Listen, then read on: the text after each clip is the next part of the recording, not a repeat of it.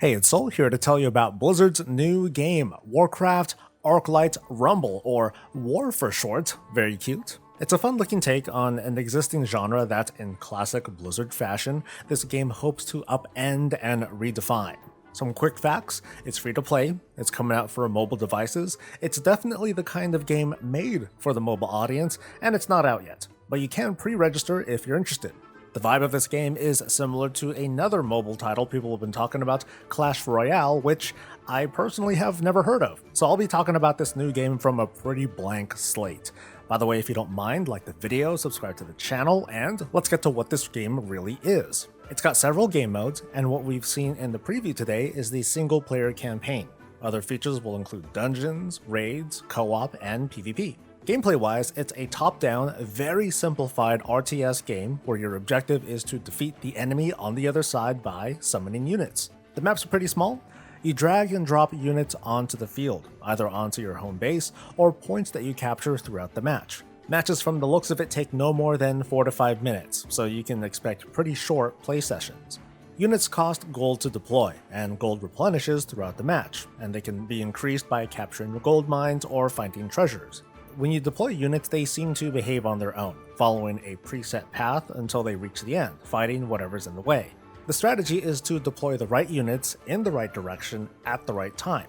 The units you can deploy are probably managed before the match begins, and there's a big variety of units to choose from. Ultimately, you can customize the army look and feel the way that you want to. Using my own player behavior as an example, I guess the draw to this game is to find that working combination, or maybe to stubbornly use my own themed combination and curate it to my liking.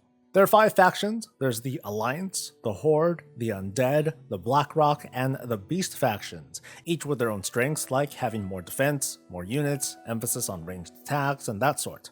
There's also a wide variety of heroes to choose from that unleash special attacks. Units have talent selections they can focus on to be more useful at a certain thing, or be more versatile to handle different situations. This is where I think the monetization seems to be. You can play your way to unlocking these heroes and troops, or you can throw down that cash money too. Early previews from media outlets suggest that the single player feature doesn't emphasize pay to win. As far as I've experienced, there was no waiting for energy. The walls to unlock features were based on completing matches. Maybe think of the monetization like Hearthstone Mercenaries, where you can just keep playing if you want to, but there might be a limit to the number of rewards you'd be able to obtain until the next day.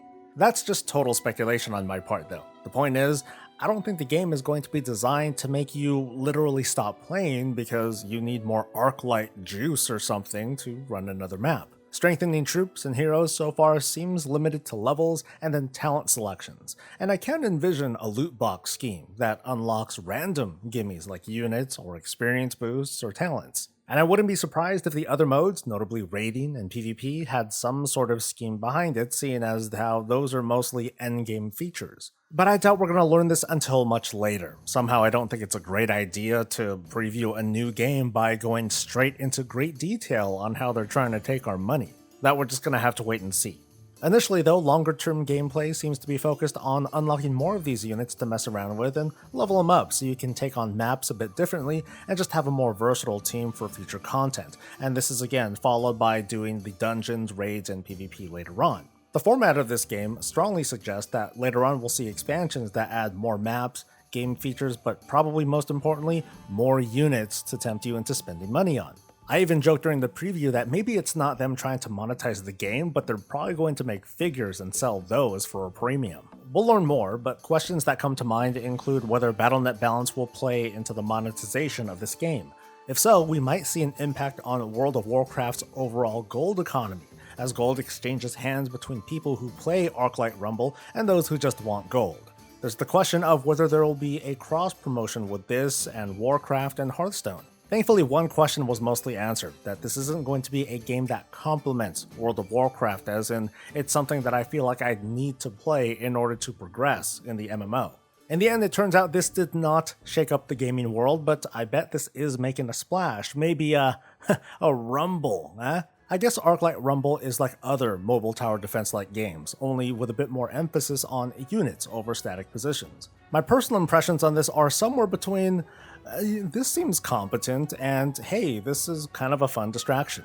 I've no doubt that Warcraft fans are just part of the target audience, but I think that Blizzard is trying to mostly broaden their reach into that mobile market with the Warcraft franchise. They did make a splash with Hearthstone, when there are few, if any, digital card games on the market. Arclight Rumble is not a new experience, but it is kind of unique in its way, with its whimsy, its artwork, and simplicity that looks to be geared towards a generation of players who's less experienced with RTS games, and that includes a younger audience whose gaming medium of choice is not a PC.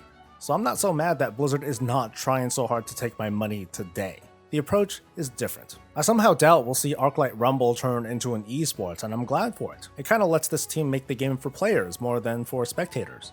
I'm as excited about this game as I am for Hearthstone. It might not be for me, but it'll appeal to another generation of gamers who can enjoy some of the fun bits of what Warcraft is all about. But what do you think? I invite you to share your thoughts in a comment below. If you don't mind though, like the video and subscribe for more Warcraft content. I'll see you later. Until then, stay safe, stay healthy, and stay breezy.